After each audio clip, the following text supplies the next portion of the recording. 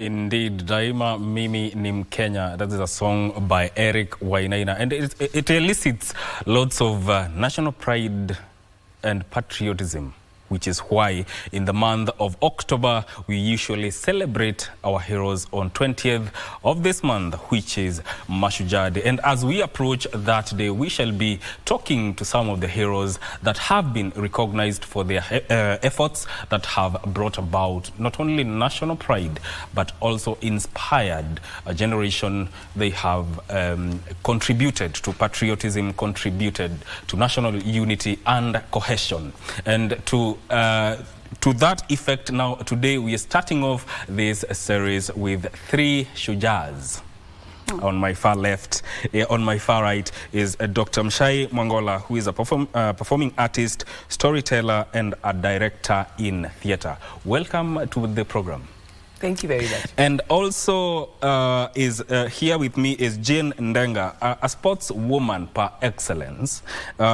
She is a title holder of the first Africa Para Games in wheelchair tennis 2023 and also a single quarter finalist and double silver medalist. Welcome to Good Morning Kenya. Thank you so much. And also Professor Kimani Njogu, who is a published author, especially when it comes to Swahili books, and an advocate of the creative economy industry in Kenya. Karibuni sana. Asante. How are you doing this morning? Pretty fine. Let me start with you, Daktari. You've been recognized for your efforts, especially in performing art. How did that make you feel? I think I was more surprised. I was stunned because Kenyans are not really known for celebrating artists. So I was really thrilled that we are honoring and recognizing artists. I didn't think I would have been chosen as one of them. Yes. So it was a really nice a way of affirming the work that has been done, not just by me, but by so many other artists. Yes. Yeah. And you're also a theatre director. How long have you been in performing arts? I think as long as I can remember. Okay. Really going on stage, I started when I was in primary school with, you know, the usual schools kind of public speaking, drama festival in secondary school, doing theatre in university, and then afterwards just kept going. Yes. So yeah, it's been my life. Yeah, that is very interesting. And Jane, you are no ordinary sports lady. You can say that again. You have achieved. Take us through some of your achievements, because they are not few, they are many. Yeah, thank you so much. I always thank God for the achievement that I've achieved. Since I've joined sports since 2008, sorry. And then 2008, I said, you know, person with disability and a woman with disability, if I say it like this, I look so beautiful with disability, duh. So, when I seated like, I'm a woman with, and I got it. And 2008, to cut the story short, I sat down and I just told God, I'm a woman who loves God. If I speak too much about God, just forgive me, but it's where my strength comes from. So I sat down and I said, I don't want to go into many sports. I started with wheelchair basketball, I went to sitting volleyball, I went to powerlifting, and then suddenly one day we were told to go to KU. There's a new sport that is coming, wheelchair tennis. Then I said, like hustler, you know, when you're hustling, yes. I'm like, let me hustle like our president normally say hustle. So I went and started hustling, and then I went to KU. I just took myself, and from there I knew that this is my sport, wheelchair tennis. So from there, 2012, I got into the national team. 2012, I got into camp for the first time, and I told God, now God, you have to differentiate who I am with every sport and what do you want to, what my purpose within the sport. So truly to God's, inviting God in everything that I do. Really first started competing in wheelchair tennis seriously as an individual sport and just inviting God. And I told him, now I want you to make me shine. Not me. I want you to shine in this sport so that people, you know, you can't preach just in church, but people can glorify you within this, in this sport. Yes. So I went there in that sport with an aim that God, I want to see you in this. And truly God has really done it. 2012, I started, hiyo ilikuwa majabu ya ulimwengu because I didn't know the sport itself. It was like I'm just warming up because Yeah. it was a regional, Africa regional, and then I got into that sport, and then everything that I was doing was just, I didn't know rules, I didn't know anything. But now I told God, now make me know everything about this sport. Training and sacrifice and committing. I committed, I sacrificed, and I started training, and only that sport. I said all those sports have to go, but I want to go with one sport, just to make sure that I achieve the goals that I want in this sport. Yes. So in 2012 I started the sport. 2013 I won both Kenya Open, singles and doubles. 2014 I qualified for World Team Cup to go to Netherlands. At the same year, 2015, I went to South Africa. 2016, I went to Bangkok. I'm reaching quarters and semis at the same time. And then at the same time, we have Kenya Opens every year. I'm reaching semis and finals. And then the break that came was in 2017, I again qualified for World Team Cup. I went to Italy. Then 2018 again, I qualified for World Team Cup. That is World Cup of tennis. I qualified again. I went to Netherlands, Netherlands again twice. And then the same year, I won Sports Personality of the Year Sawyer Award. That was like, wow.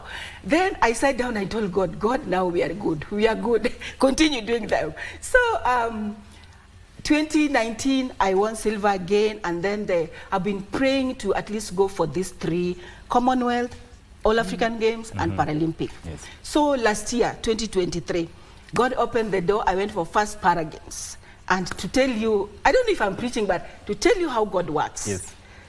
I told God, God, I'm going for this. This is something that I've been waiting for. So prove yourself. So, you know, we are playing, and then we are singles. I got into quarters, and then I didn't give up. Keep on training, keep on focusing, and just be you. So those are the things that I always have in me. Just be you, put God first, and then do what you can do best. Don't give up. Never give up.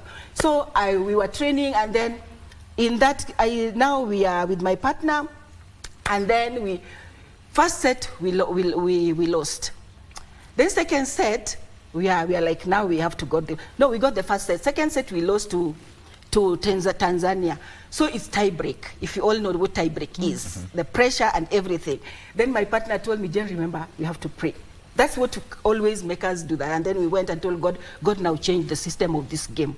They might be leading, but when we invite you in, now, and then I reminded God, you know what? You know the money I'm going to get here? Yes. Tithe. I always tell him that. Remember that seed money. You're making a pact. Yeah, always remind him. Just talk to him. Don't shy up. Just tell him how you feel. Then we went back. After prayer, we went back. The game totally changed. Everything changed. We won that with a margin of 10-6 tie break. Then I was like, God, and that's the only silver in all the sports that we went with at first Para game. The only silver that came was our silver, my silver. And I give God the glory and honor, because that's a great achievement, because the prayer answered. And then apart from that one, again in sports, I can say all the tournaments that I started in 2012, that season till now, I've won 10 gold medals. 10 gold medals. 9 silvers and 3 bronze. Plus the Sawyer Awards, if you add, and that's how God has done. There's something I will ask, but I'll come back to you. But Prof, nataka uniambie, your efforts concentrate on promoting Kiswahili. Of course, Kiswahili is our national language. First of all, what took you to that path? So, thanks, Mike. My journey with Kiswahili began in a very small town called Kipkelion in Kericho. Yes. Very tiny little township. Yes. That's where my inspiration, because it was a multi-ethnic, multilingual township. And we grew up with Kiswahili. Yeah. Then much later, one of my teachers was from Zanzibar at Kenyatta College, Said Hilal Bwali, who taught me Kiswahili, proper Kiswahili. Then, of course, you know, I enjoyed the language and did lots of work around it, teaching in high schools. And then much later, of course, teaching in the university. I truly, truly believed as a young person that the way we can build this nation is through our national language. And therefore, the people that I hang around with were actually from other communities. So some of my closest friends are either from the Kuria community, from the Baluya community, from Coast, and so on. And our language has always been Kiswahili. And of course, much later, the writing, and I must thank KBC, because as a young man in high school, I used to write Mchezo wa Wiki. Mchezo wa Wiki. Play of the Week, which came out on Sunday afternoon. That's how I used to get my pocket money as a young teenager. Yes. And I wrote Mchezo wa Wiki for a long time. Then later wrote Ushikwapo Shikamana, which was an amazing series. You wrote that? Absolutely. I used to listen to that. I wrote over 300 episodes. I used to listen to that program. I was the writer. We created these characters. We won awards for KBC, you know. Wow. And then, of course, I went on and trained Tanzanians how to write, plays like Ushikwapo. And we wrote Twende na Wakati. They won awards. We went to Zanzibar. We trained people how to write like Ushikwapo. And they wrote Mshike Mshike. And I tell you, the doors opened through Kiswahili. Yes. And of course, it was very important for me that we take Kiswahili seriously. And therefore, when I came back, did my PhD in linguistics from Yale University in the United States, and introduced Kiswahili up to 4th year in that university. We were doing Fasihi in America, Fasihi ya Kiswahili in America, and we did that. When I came back, we set up the National Kiswahili Association, CHAKITA, Chama cha Kiswahili cha Kenya, cha Taifa, and I was the founding chair. For 10 years, we did a lot of work promoting Kiswahili in this country to a level where now, by the time we are getting to the constitution-making process, it was very easy for us to put the argument for Article 7 that Kiswahili is not only our national language, but also our official language. So the journey with Kiswahili has been very, very strong. In a couple of years ago, I won the Noma Award, which is a Pan-African award, for a book that we wrote on the teaching of Kiswahili in terms of theory and method. I went to Cairo and collected it with Professor Rocha Chimera. Okay. And, it was amazing. It's been an amazing journey. Yes. And I think it's a fantastic, and I will tell you a little more about the work we have done within the East African community for Kiswahili. We'll come to that. Yeah. But before I get back to you, let us take a very short break. And this conversation seems to be very interesting. Stick with us.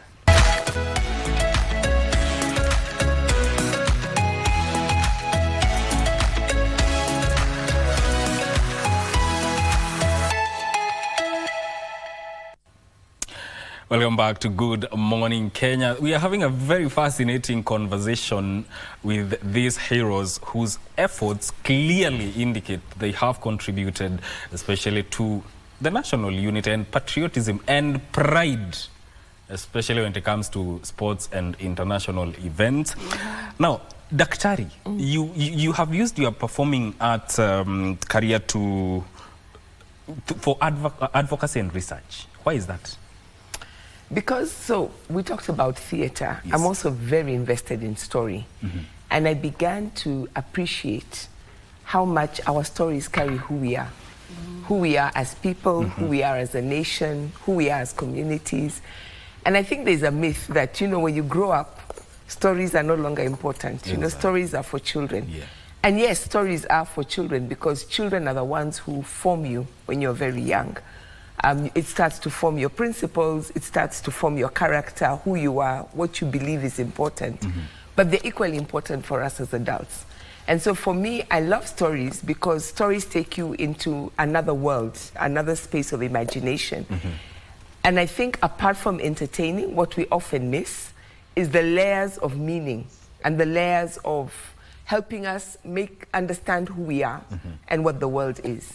So a lot of the work that I do yes, I go out and I entertain people when I'm on stage, but it's also about helping us as a nation, helping us as people to understand who we are. So I do work in civic education. One of my favorite stories, the one that I've really been working on for 15 years, Yes. is the story of the Leso. This garment I'm wearing, the kanga, which every Kenyan family has somewhere in the house. Yes. I keep getting fascinated that we keep looking for a national dress. Yes. And it's sitting right under our nose. We don't need a national dress. Now this, what I'm wearing, has stories going back to the 8th century.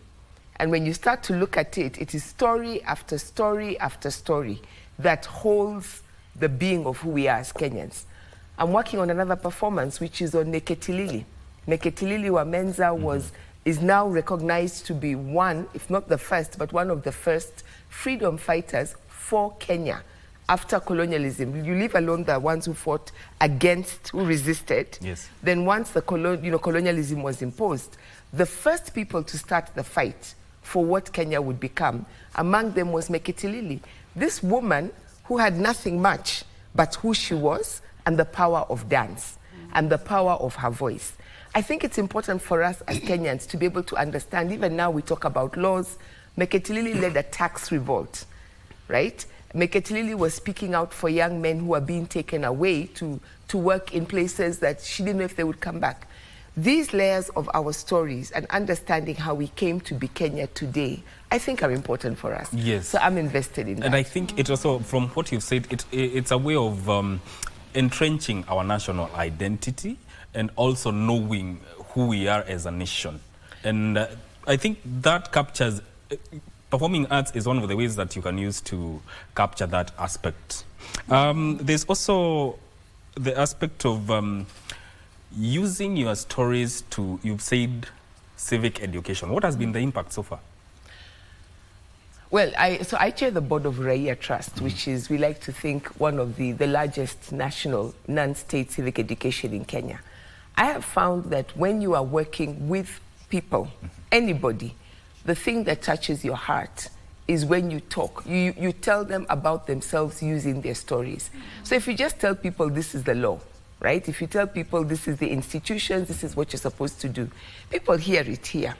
But when you tie that, what you're telling them, to a story about somebody just like them, or to their own stories, people hear it here.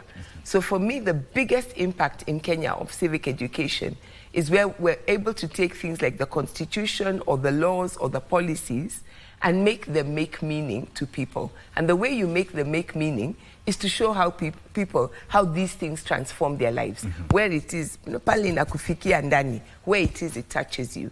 So for us at Uraia, and I know all the other partners that we work with, stories are a very important tool, whether they're oral storytelling, whether they're performed, whether they're visual, but we use stories in our work all the time. All right. Jane, tell me this. You are a gold medalist. What is the feeling of lifting that flag, Kenyan flag, up there, and the national anthem is playing in a foreign land? What is the feeling? Because me, I've had instances where the song is playing and I feel some type of like goosebumps. What is the feeling like? Yes, after winning, you're always like, first you always thank God, but the moment that flag, because I come from Kenya and I'm super proud of my country. Yes. I can never even think of shifting or going somewhere, because I know I've traveled and I know Kenya is a peaceful country. Kenya is so beautiful. I have freedom to move everywhere. So the moment that flag normally goes up, you're like, is it real? The question that comes is it real? And then you get so emotional, like, oh my God, it's me. Yes. And then you're like pinching yourself, is it happening? You know, so many things are in your mind. You're like, am I representing this country? And is it because of us or is it because of me? Like you have your teammate, you're like, you're pinching. Is it for real? Or like you're creating some jokes and you have butterflies. It's so exciting, and there's a feeling that just comes knowing that you are representing your country, and it makes you happy, and you carry the weight of all your people, your countrymen and women, especially the ones in sports. You're like, God, I wish you were here. And then you're like, I wish we could have been many, so that after every event, kila bandera inajuka sababu ya sisi. You know, those kind of feelings. You just feel happy, appreciative. You just thank God for what is happening. And the moment you're receiving it, you're so confused, like your hands are shaking. You're like, okay, it's happening, it's happening. Even it can fall down if you are not strong enough. But I always go with wheelchair. Yes. That's something that I always take my wheelchair, because with crutches, definitely I will fall because I will not manage to control myself. Yes. But it's a feeling that I wish everyone can have it, to just know how you are representing your nation, the entire country. And wearing these jerseys today, I just said, let me wear them. Yeah. And wearing them is just wearing and walking on the street. When you wear these clothes, you carry something that is unique in you. That's how I see it. You are unique in yourself, and you are representing an entire country out there. And when you are stepping in that airport going, you don't forget about everything that's happening that is negative. Yes. You don't see anything negative. Yes. When that flag is going up, you're positive, and everything in Kenya is just positive. Yes. When you land back is when you're like, what's happening while I was away? So we start getting there. And still the feeling after a week, you will not remember those things. Yes. So, Tell me, yeah. the sporting ecosystem, how has it helped in enhancing patriotism and cohesion within the country? It has done a lot. It has, in terms of, let me see, I was recently nominated to be in executive board at Ministry of Labor and Social Protection. You find in terms of tourism and all this, sports is really doing so well. You find that even when you go out there, I think I'm answering this question well, right? And if not, you correct me. So when you go out there, promoting sports or in and out, when you're hosting and when you're going out, there's so much that's happening that you just wish that sports can be everywhere within the county, devolution, so that we have sports but not as much as when you're traveling and when you are hosting. It could be hosted everywhere within the country, so that each and every county can have this feeling. Can even have it when you are, like when you are out there, you are, let's say you are Bangkok, I didn't like anyway, but I went. Like, let's say Italy, when everything is, you're just, the atmosphere itself, yes. the feeling, the way you feel when you're out there, it can be brought within all the counties, and then every county feel the same. Like they're hosting and they feel the hosting rights. And you feel the way people are coming, you're investing, the economy is going high, and you are smartly dressed in your own jersey, representing your nation, but within your county. Yes. I think that can be a very different feeling that no one can ever. Like I come from Siaya County. So I go there and I represent Siaya County with this dressing, and every Siaya County, everyone is there feeling it, and we are investing in Siaya County, and we're bringing sport and tourism within that area. It can be awesome. Yes. And that's how I feel that we need sports can go all around. As much as we are going out, yes. Let's go within the county and just host for inspiration purposes. Yeah, inspire young athletes. Like in wheelchair tennis, I thank God for Tennis Kenya. I'm sitting at the board as a Tennis Kenya board. You know, when you are exiting, you don't just exit. Exactly. So right now we are doing something recruiting within the schools. We are going to Makueni, going to Joytown, going to Mombasa Primary, recruiting young athletes to join. So as much as when we are, because I'm planning to retire in 2 years after another medal again. Yes. So while as I exit, someone will be there to because I'm currently at Seed 1. Okay. For the last 8 years, I've been Seed 1 and Africa number 6 and 79 in the world. So I've been like, God, let's have this generation coming in. So when you exit, there are some that are coming in. So we are working in schools. We've started. So I'm yet to go to Siaya County. You are a world-class sports person. Yeah, I am. And I thank God for it. Prof, your efforts in enhancing Swahili, what can you say has been the impact in terms of prevalence and embracing of the same? Well, first of all, the fact that Kiswahili is recognized in the Constitution, not just as a national language, but also one of our official languages. That is really impactful. And I must say that it's the fraternity, the Kiswahili fraternity and advocates for the language that really pushed for that to happen. So it's really good for us. And also the fact that the work we have done, because I represented Kenya in the development of the protocols that established the East African Kiswahili Commission.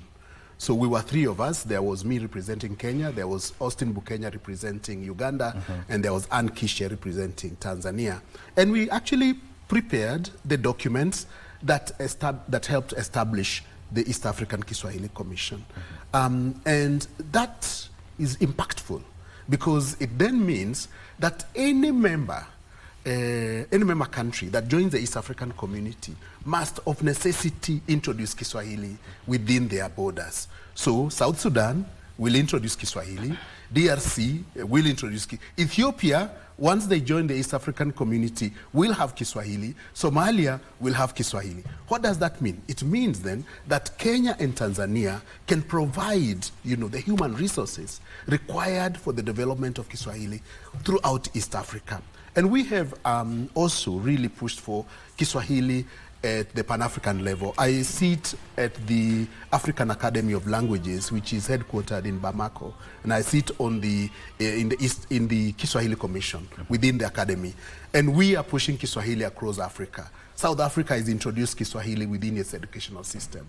Namibia will be doing that. Zimbabwe will be doing that. We are looking at Senegal and Gambia to really adopt Kiswahili. So at that level, again, Pan-African level, I think we have done a good job.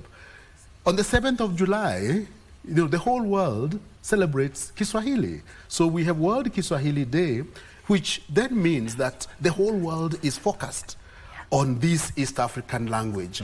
And the two countries that can provide leadership, which have been given the responsibility of providing global leadership, Kenya and Tanzania. So pushing Kiswahili to South America, pushing Kiswahili to Asia, Europe, everywhere. So I think that in terms of impact, really, our work has been visible, our work has been productive, and I think that there is still some more work to be done in this country. Yes. To shift attitudes. I think that we need to shift attitudes. We need to recognize that it is possible to be very proficient in English and to be extremely proficient also in Kiswahili, which is our national language.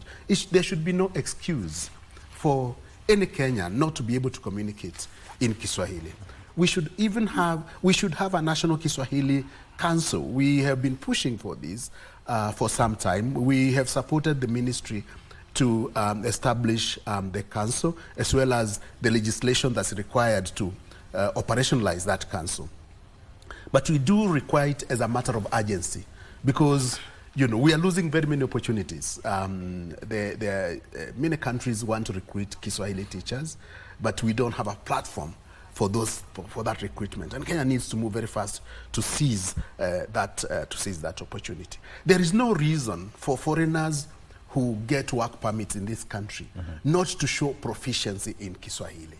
Anybody working in our rural areas, whether they are from Asia or Europe or wherever, should actually undergo some basic test, and Kiswahili, because this will open up possibilities for Kiswahili teachers and book writing. So I think that we have succeeded substantially in shifting things, but there is quite a bit of work to be done.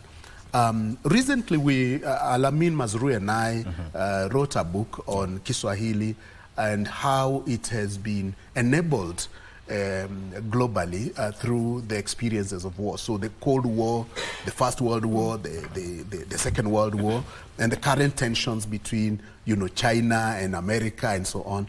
All these tensions are helping Kiswahili because everybody is looking at East Africa and asking how they can benefit from East Africa. And the way they are trying to benefit is through Kiswahili. So they're introducing Kiswahili within their jurisdictions.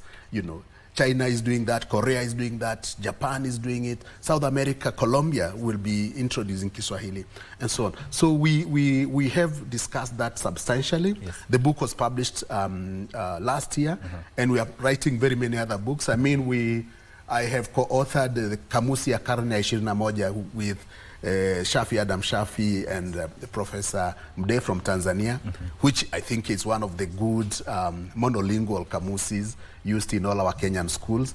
And therefore we are producing books. We are doing advocacy, policy advocacy. We are working not just within Kenya, but actually globally to push for our national language and therefore creating opportunities.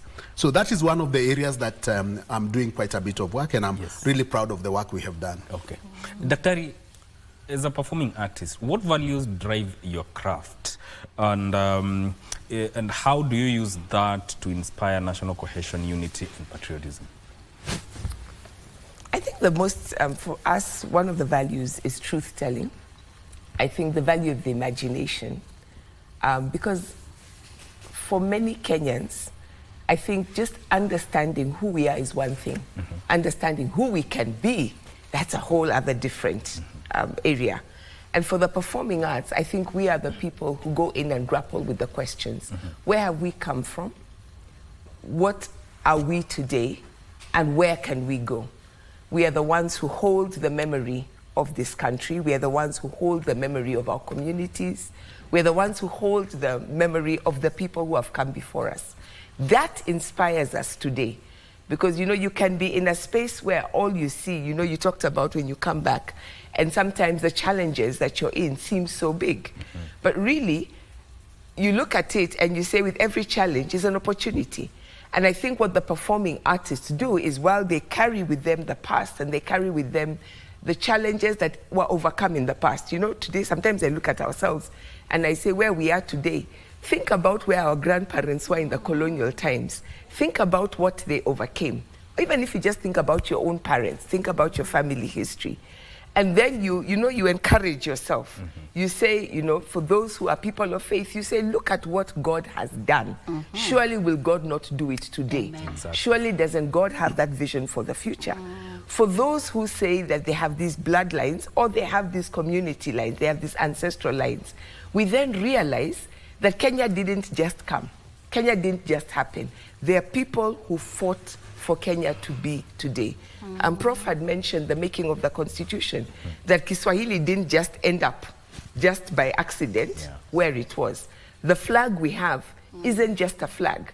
That flag was created by visual artists who thought about what does it mean. The national anthem was created by performing artists who are saying, we want this to carry you, Kenyans, no matter what is happening, you carry it with you. And then those of us who are here in the present, we are conscious that we're making history. So we must tell the stories about what is happening. In 2 weeks' time, I'm going to be in South Africa at a festival where we're bringing artists from all over the continent and the world. And each one of us is carrying the beauty of our country, because the theme is the beauty of Africa. And we have said it's not just about what people see. It is about who we are as a people. Prof mentioned how the whole world is looking at East Africa. Why? We are at a very important part. We're part of the eastern seaboard of an ocean that also has China, has India, has the big Asian powers, but also the big African powers. This ocean, in Swahili we call it Ziwa Kuu, the Indian Ocean. The world is shifting its attention from the Atlantic Ocean to the Indian Ocean. We performing artists and we visual artists are the ones who are carrying the stories of how great we were in the past and reminding ourselves that that greatness has not gone anywhere. So it inspires us on a daily basis to continue to work for the country we want to be. Jane mentioned, you know, being proud as Siaya County. One of the things that I think is so amazing, even with these hero awards, is that every county gets a chance to tell its story. But you know, sometimes we know the stories here, but we don't take them out there. And I think the power of the performing artist is this constant call. We began this program listening to Eric Wainaina. That Daima Mimi Mkenya, I can't tell you how many times, even when you feel you're grappling with things, that song just lifts you up to another level. It tells you, you are not the first, you will not be the last. There is work for you to do today, so do it. I think that's the power of what we do as performing artists. That's interesting. That's interesting. Jane, you sit at the Tennis Federation World Wheelchair Tennis Player Council representing Africa. How have you used that platform to enhance the sport within the country? Within our country? Yes. Right. Being in the International Tennis Federation Player Council, I've been there to executive. 2022 I was, and 2023, 2024 now. How I'm using the title is recruiting juniors. ITF is all about recruiting and developing junior development. So within the junior development, as I told you, the old players, how you exit matters a lot to International Tennis Federation. And seeing young people, because you know tennis, they provide grants. And when they give grants, like my all, since 2012 to now, I've never stopped traveling, like you get grants from International Tennis Federation to travel. So even if the government has not given you, something we call features. Features, a tennis player, you have to play all these features every year.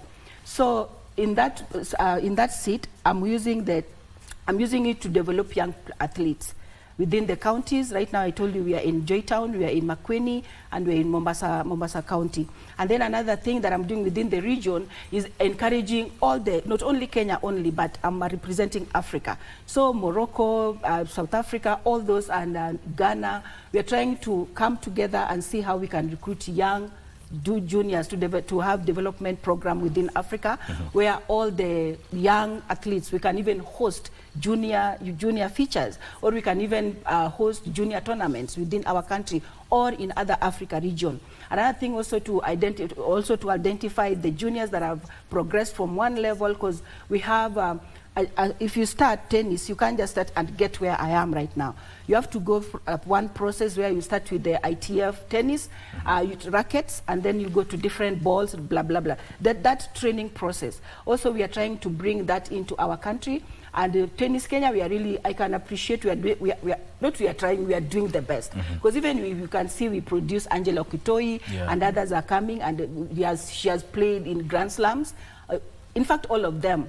So it's a big plus for us. And another thing that we are doing is trying to, also in leadership level, I'm also trying to ensure that in tennis, even all round in sports, don't just focus in athlete and then after athlete, what next? Yeah. So also encouraging women, we have a program for women, where we develop women programs, where if you're a woman and you're in tennis, you have to see where from level 1, which level 2, where are you going? Are you going to coaching? Are you going to be in umpire? We have umpire where they sit and then they see you play. And we don't call them referee, we call them umpires. And then you have coaching levels, level 1, level 2, level 3, like that. So in Africa, we are trying to see if we can be in that level, even encouraging persons with disabilities, women with disabilities. It's not all about, let me go to sport and get money. No. You have to set your own goals. Yeah. Women with disability, if you're out there, you set your own goals. Where do I see myself in 10 years within Africa region? Or just put 5. Within 5, I could have been played. I have these medals. How many do I have? How many achievements have I achieved? Yeah. And then from there, start thinking of what happens if I exit sports. Do I have a comfortable place where I don't want just to retire and then go out there and then you see me in the street or come back and say, oh, I'm like this, things are not happening. I'm trying to tell people, try to exit in a way that you plan for it. Don't just sit. And then maybe you get something, resources, and that resources use it for coaching, using to develop yourself in other programs. If you can even do safeguarding courses, do them, because these are programs that can build you after exiting sports. Yeah. Don't just sit. And that's how representing Africa in that category is making me do that, because I'm really leadership oriented. Also, within this, I'm not seeing myself. I found out an organization called Disabled Inclusion Road Association. And as I exit, I know where I'm exiting to. So I founded that organization, and we're empowering children and youth with disabilities through three thematic areas: education, livelihood, and so we are using that sports to reach these 3 thematic areas: education, employment, and health. Yes. So in education, we just find that you have these children, you bring them to school with their parents, you just have fun, you play. Not only that they do exercise, throwing ball and having a smile is something that can help. Education-wise, we are paying fees for them. Paying school for them from primary to high school, and then university level. I have 2 in university right now, KU, and Technical University in Nairobi. And the other ones, like 30. So that's what I'm doing right now. And then livelihood, we want to bring parents with children with disability. You never know what is happening with those parents with children with disability. Disability is not that you see Jane smiling like this. There's a process of that disability to tell now where I am. So having these caregivers and parents with children with disabilities, we need to bring them so that we have this therapy, mentorship, talking to them and just being there and working with them, and through the community work that I'm doing, I was awarded. So after saying this, you will know how to address me, right? Okay. So I was awarded this award and gazetted, and I was giving OGW. Oh. Hey, Yeah. congratulations So for that. Jane Denga OGW. Congratulations Thank for you. that. For the interest of time, Yeah. for the interest of time, let me get your closing remarks and Yes. what the future holds for Kenya. Yes. Let me start with you, Prof. Okay, so I'm also chair of a creative economy working group, which is a network of associations working in the creative sector.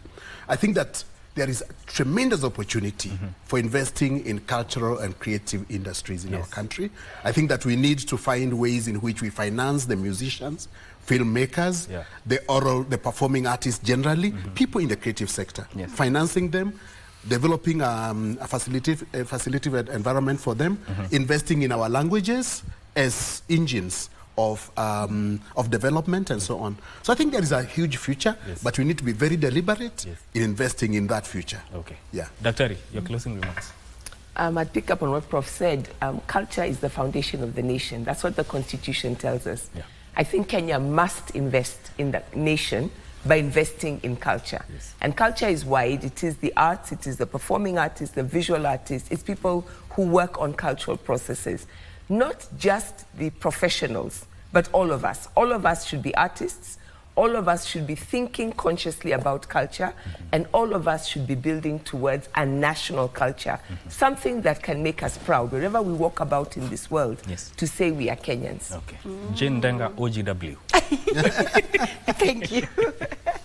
Yes. I can say first and foremost in my closing remarks, I want to thank National Heroes Council for even nominating me to even say hi to to our president.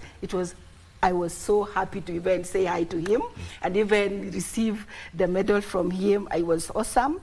And through that, when people were seeing me, everyone was calling, and it was so encouraging to see your hard work pays. So when I received this medal, it was not just for me, it was for many, many women with disability out there that are working hard, that are doing something for themselves.